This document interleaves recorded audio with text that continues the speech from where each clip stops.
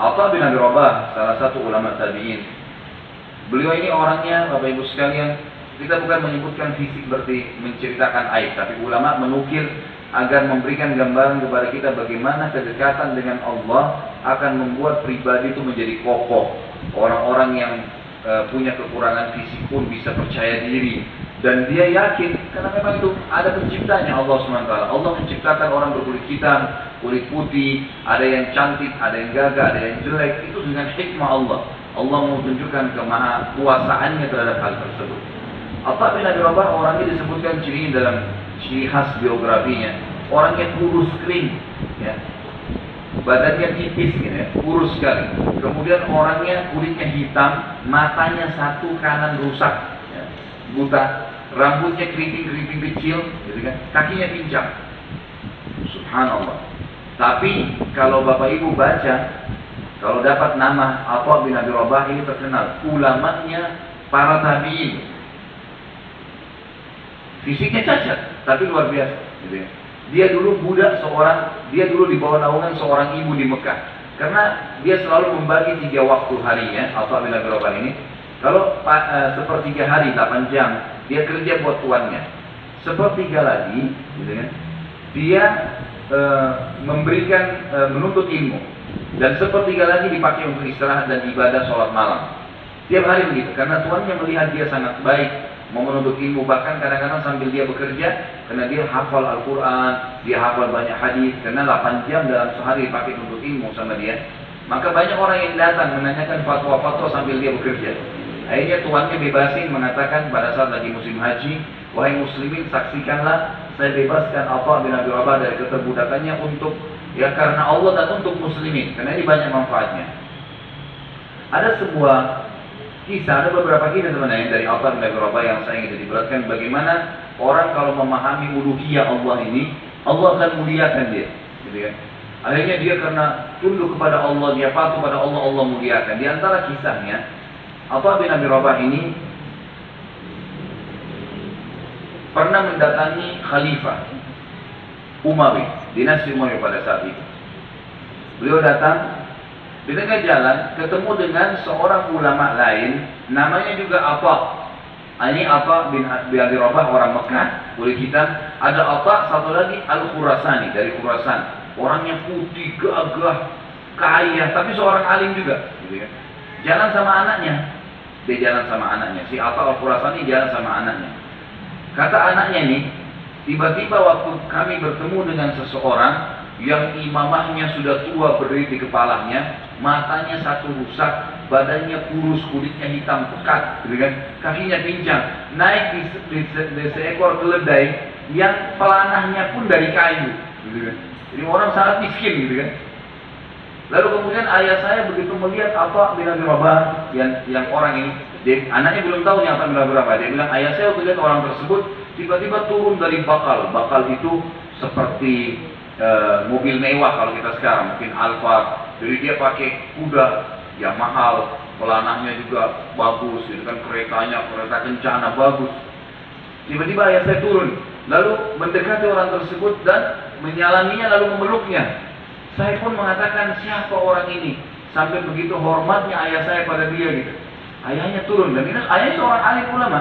Jadi ayahnya menganggap ini gurunya, gitu. Padahal seumur, sepantaran. Lalu kemudian salamanlah segala, lalu kemudian sama-sama. Jadi rupanya Atha bin Abi Rabah ini mau menuju ke Khalifah, Atha Al-Khurasani juga mau menuju ke Khalifah. Turunlah, naiklah Atha Al-Khurasani ke kereta kencananya setelah salaman, setelah ngobrol. Lalu dia menyuruh orang yang sedang membawa keretanya itu, kalau kita supirnya gitu kan, ngikutin keledainya si Atha yang orang ini. Anaknya mengatakan, saya bertanya pada ayah saya, ayah siapa orang itu? Kok sampai anda turun dari kereta kencana? Biasanya, karena ayahnya seorang alim ulama, orang yang datangin. Ini enggak ayahnya yang turun, pergi salaman, dan orang itu penampilannya kayak tadi. Lalu dia sambil tertawa. Anak ini mengatakan, saya sambil menertawakannya. Lalu ayah saya mengatakan, diamlah. Bisa saja azabnya Allah turun. Adamu kalau kau tidak segera istighfar. Kalau kau tidak tahu siapa orang itu, atau siapapun orang yang sedang kau hadapi, jangan pernah kau olok-olok. Karena Allah murka dengan orang yang mengolok-olok orang lain. Itulah Atha bin Abi Rabah. Begitu mendengar Atha bin Abi Rabah, anaknya tiba-tiba mengatakan, saya sudah selalu dengar namanya. dipuji-puji, hampir semua nasihatnya dipegangi. Luar biasa ini orang ini, ilmunya luar biasa. Kalau bicara selalu berhubungan dengan masalah keimanan, sebagaimana nanti kan kita ceritakan bagaimana pertemuan dia dengan khalifah. Yang terjadi, anaknya mengatakan saya beristighfar kepada Allah. Lalu pada saat tiba di tengah-tengah di halaman istana khalifah, maka ayah saya turun dari keretanya, lalu dia berjalan dengan Atha bin Abi Rabah. Masuklah mereka ketemu dengan khalifah, dan saya tidak diizinkan masuk, cuma 2 orang. Ringkas cerita nanti akan keluar baru berbicara, gitu kan? Pada saat keluar dari khalifah, maka anaknya ini tadi, si Atha Al-Khurasani berkata, ayah, apa sih yang terjadi di dalam? Seperti apa pertemuan dengan khalifah? Ceritain kepada saya penasaran. Kata Atha Al-Khurasani, demi Allah, kalau bukan karena Atha bin Abi Rabah, saya tidak akan diizinkan masuk ke khalifah. Jadi walaupun dengan pakaian saya yang mewah, saya dikenal orang kaya, saya orang alim, kalau saya sendirian nggak diterima sama khalifah. Tapi karena Atha bin Abi Rabah diterima. Dan begitu kami masuk pintu gerbang istana, maka tiba-tiba waktu itu khalifah, kalau tidak salah Sulaiman bin Abdul Malik namanya, berdiri dari singgasananya, lalu mendekati Atha. Sampai pejabat-pejabat semuanya ini bingung, orang-orang di sekitarnya. Pakaiannya kumuh biasa sekali, imamannya besar di kepalanya, matanya satu rusak, kakinya pincang, kulitnya hitam, jalan sambil pincang-pincang. Khalifah berdiri dari singgasananya, belum pernah nih. Khalifah biasanya didatangin, salaman, dicium tangannya, dicium kepalanya, memang begitu. Tapi ini enggak, dia berdiri sampai di pintu gerbang. Lalu dia mengatakan, silakan wahai ayahnya Muhammad. Anaknya namanya Muhammad nih, anaknya Atha, gitu kan. Maka setiap kali Atha melangkah, dipegang tangannya oleh Khalifah, dituntun, gitu kan. Orang semua bingung, belum pernah Khalifah lakukan ini. Siapa orang ini? Gitu. Orang semua bertanya-tanya, maka dipegangin tangannya. Terus, begitu Abu Atha mau duduk, mau tunjuk sebuah kursi di dekat situ, Khalifah mengatakan, hahuna Aba Muhammad, kesini Aba Muhammad, ikut dengan saya. Terus dituntun sampai di singgasana. Begitu tiba di singgasana, singgasananya Khalifah, duduk. Atha bin Abi Rabah disuruh duduk sebelahnya. Tak pernah ini ada ceritanya orang duduk di singgasana khalifah, mustahil. Kecuali khalifah sendiri. Anaknya aja nggak boleh duduk di situ. Ini orang tambah bertanya, siapa orang ini? Lalu khalifah bertanya dengan suara yang terdengar orang-orang sekitar situ. Ini Atha Al-Khurasani ceritain anaknya nih, apa yang terjadi di dalam nih. Lalu dia berkata, wahai Aba Muhammad, khalifah berkata, Sulaiman berkata, wahai Aba Muhammad, apakah Anda punya hajat? Ada sesuatu Anda datang ke sini? Kata Atha bin Abi Rabah, iya wahai Amirul Mukminin. Saya punya beberapa hajat. Yang pertama, penduduk Mekah sama Madinah, tetangga Allah dan tetangga Rasulullah. Maksudnya apa di sini bin Abi Rabah? Orang-orang Mekah rumahnya bersebelahan dengan Ka'bah. Itu rumahnya Allah kan? Berarti bahasa beliau adalah ini tetangga Allah. Penduduk Madinah ada rumahnya Nabi situ. Maka seluruh Madinah tetangga Nabi, gitu kan?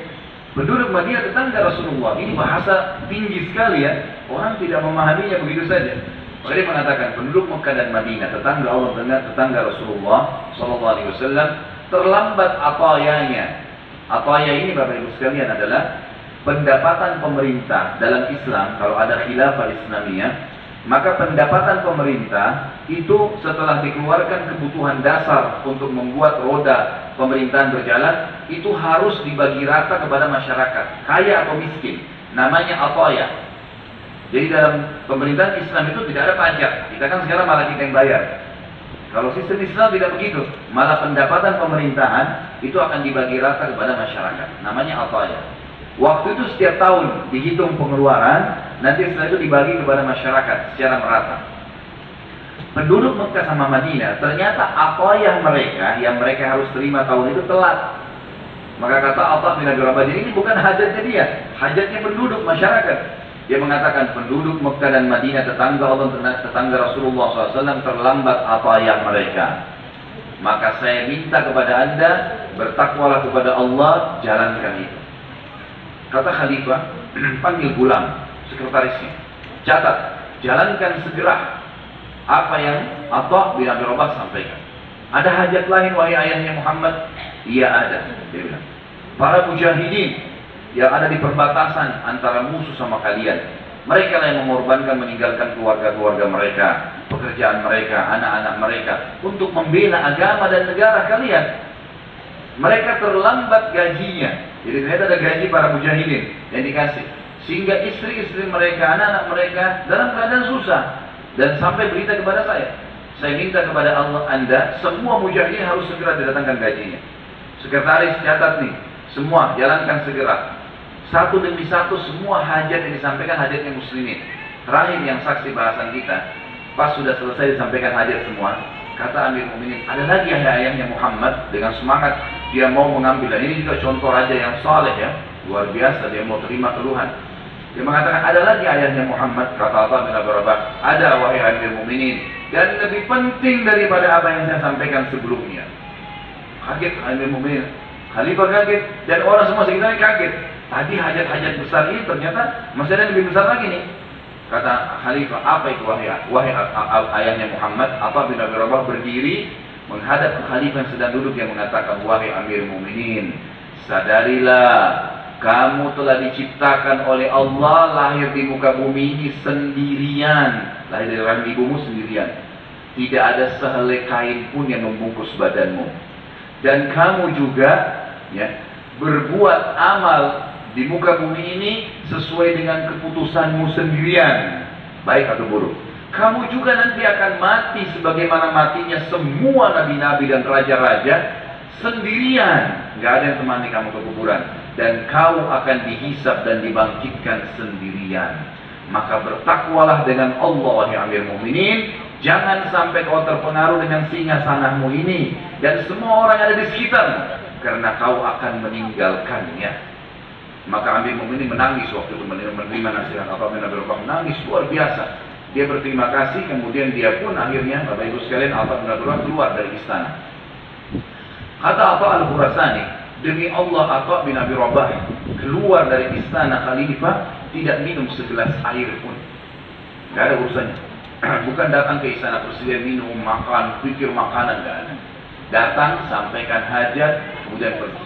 Subhanallah, kata Atha al-Khurasani waktu dia mau keluar dari istana, diikuti oleh diikuti oleh sekretaris Khalifah, kemudian dibawakan satu kantong uang emas semua dikasih ke tangannya. Kata Atha bin Abi Rabah, demi Allah saya datang bukan untuk ini, kembalikan kepada Amir Mu'minin, berikan kepada orang yang lebih berhak. Lalu dia keluar, naik keledainya yang pelanahnya dari kayu, Bapak Ibu sekalian.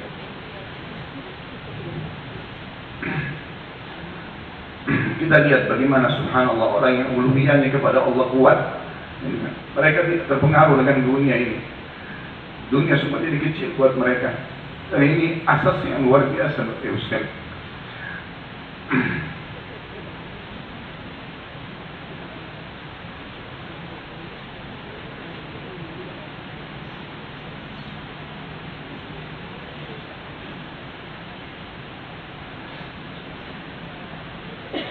Semoga kita termasuk orang-orang yang selalu beruluhiyah kepada Allah, hanya bergantung tunduk kepada Allah, tidak butuh dan tidak takut kecuali kepada Allah Subhanahu wa Ta'ala. Ini asas, Bapak Ibu sekalian. Ini yang membuat para sahabat berani berjihad, mereka berani berkorban demi agama Allah. Semua harta mereka keluarkan, bahkan darah mereka berani tumpahkan di jalan Allah karena uluhiyah. Maka ini asas. Kita jangan pernah takut, jangan pernah tunduk kecuali kepada Allah Subhanahu wa Ta'ala.